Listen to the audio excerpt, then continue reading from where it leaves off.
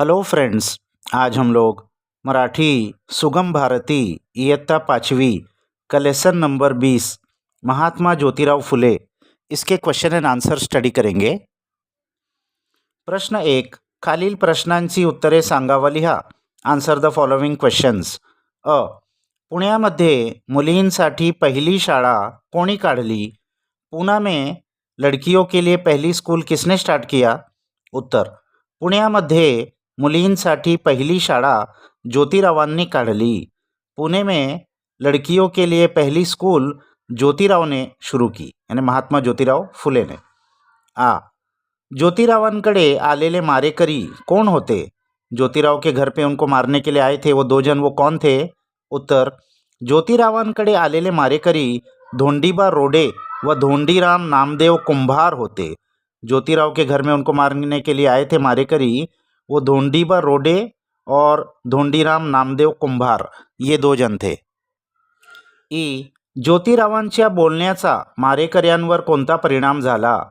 ज्योतिराव के बात करने से वो जो हत्यारे थे उन पर क्या असर हुआ? उत्तर, मारेकरी कचरले, यानी मारेकरी लोग दिल से उनको बहुत दुख हुआ, अफसोस हुआ। त्यांच्या हातातून कुऱ्हाडी गळून पडल्या, उनके हाथों से जो हथियार थे वो गिर गए।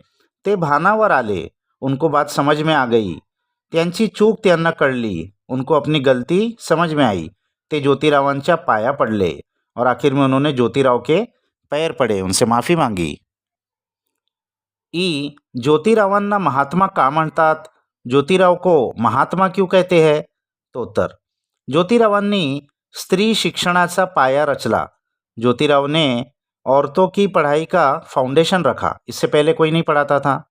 सगळ्यांचे अज्ञान दूर व्हावे म्हणून त्यांनी अपार प्रयत्न केले। लोगों में से इलिटरेसी, जिहालत दूर हो जाए, इसके लिए उन्होंने बहुत कोशिश की।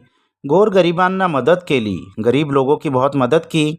या सर्व गुणांमुळे ज्योतिरावांना महात्मा म्हणतात। तो इन सारी उनकी जो क्वालिटीज़ थी, इसकी वजह से महात्मा ज्योतिराव फुले इनको महात्मा कहा जाता है। प्रश्न 2, खालील वाक्य कोण कोणास म्हणाले ते लिहा। हु सेड टू हुम? अ, माझं सारं आयुष्य तुमच्यासाठीच आहे, मेरी सारी जिंदगी तुम्हारे लिए ही है, ऐसा किसने किससे कहा? तो उत्तर, ज्योतिराव मारेकऱ्यांना म्हणाले। ज्योतिराव ने जो उनको मारने के लिए दो आदमी आए थे उनसे कहा। आ, तात्यासाहेब आमचा गुन्हा पोटात घालावा। तात्यासाहेब आप हमारे गुनाह को छुपा लीजिए, किसी को बताइए मत, ऐसा किसने कहा? मारेकरी ज्योतिरावांना म्हणाले, जो मारने के लिए आए थे उन्होंने ज्योतिराव से कहा। प्रश्न 3, जोड़िया जुड़वा, मैच द फॉलोइंग। अ गट ब गट। अ गट में पहला है ज्योतिराव धीट होते, यानी ज्योतिराव बहुत हिम्मत वाले थे। ये किससे साबित होता है? तो सेकंड, मारेकऱ्यांना पाहून ज्योतिराव गडबडले नाहीत। उनको मारने के लिए जो लोग आए थे उनको देखकर भी ज्योतिराव कंफ्यूज नहीं हुए, गड़बड़ नहीं हुए, हिम्मत से काम लिया।